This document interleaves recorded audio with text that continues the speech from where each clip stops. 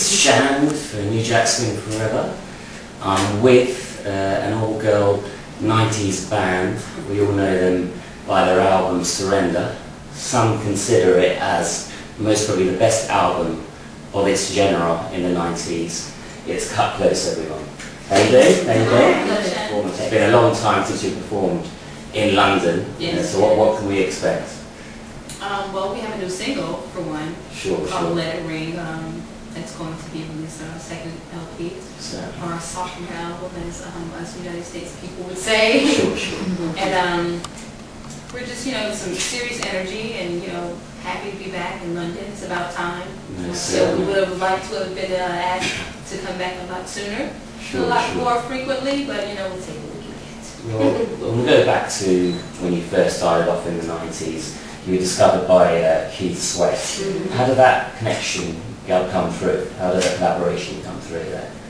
We were working with a production team called HOP Productions, and they were also, as well as working with us, they were working with Keith on the Get Up On It album, on which we were introduced. And they let Keith hear some of our material, and he loved it, and he said, okay, come over and let's have an audition. And we did, and he said, I would love to sign you guys. And we didn't believe it at first. And but thankfully he did, and here we are. Baby, do you really want my love?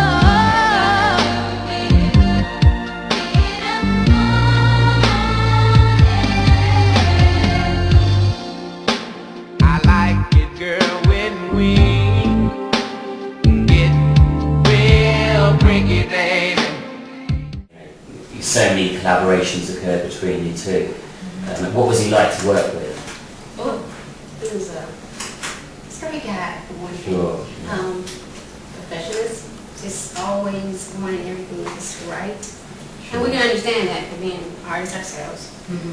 So he was just really very patient with us since we were new and young.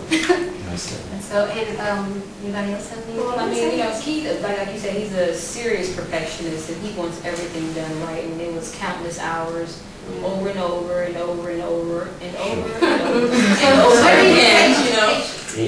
That's why he's so successful even now. Yeah, but it was a wonderful experience. Wonderful experience. We learned a lot. I mean, he's basically, so to speak, like our father when it comes down to introducing us to this music industry. And we never knew, listening to him on the album or on his album when we were younger, that he would actually be our prodigy, that we would actually, come in contact with him. Well, going back to the Surrender album, it was full of hits. I think I Like was the biggest hit on the album.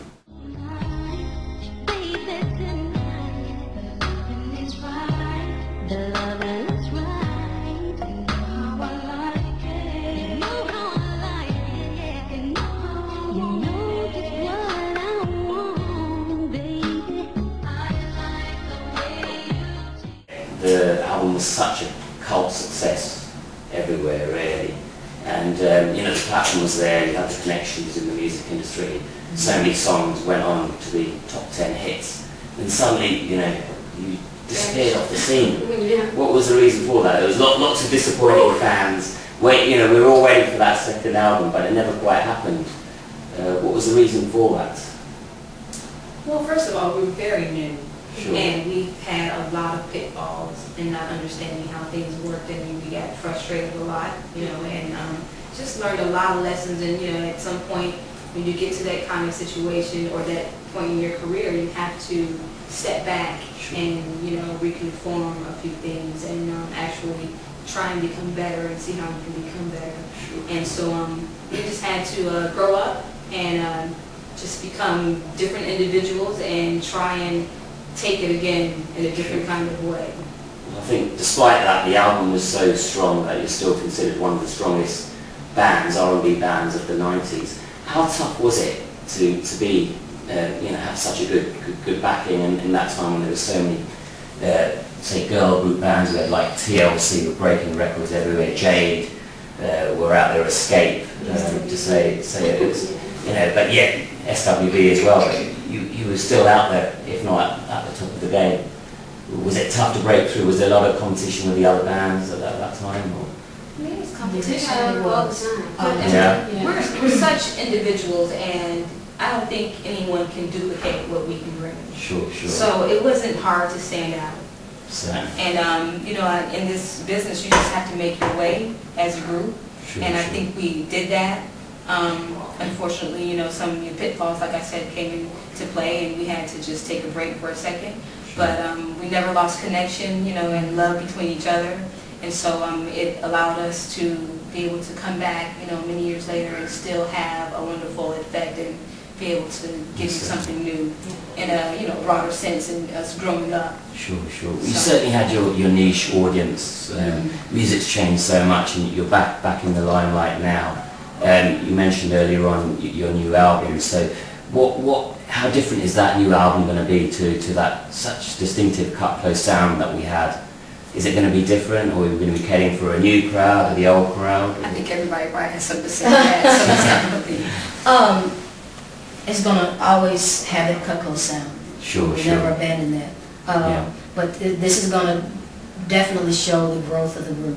So all the things we've come through, we've continued writing all throughout the time that we've been away. So, you know, they'll see a different side of Kut Klose. Sure, sure. You know, we have so many other topics to sing about. There's so many other things that have happened in our lives that we can't wait to share with our audience. We look forward to that new album, most certainly. We definitely look forward to your performance today. It's been a long time since we've had Kut Klose in London, so I'm sure all your loyal fans will be there, and some new fans as well. Thanks very much for taking time out, and we look forward to seeing you in London again soon. Thank you very much. Thank you. Thanks.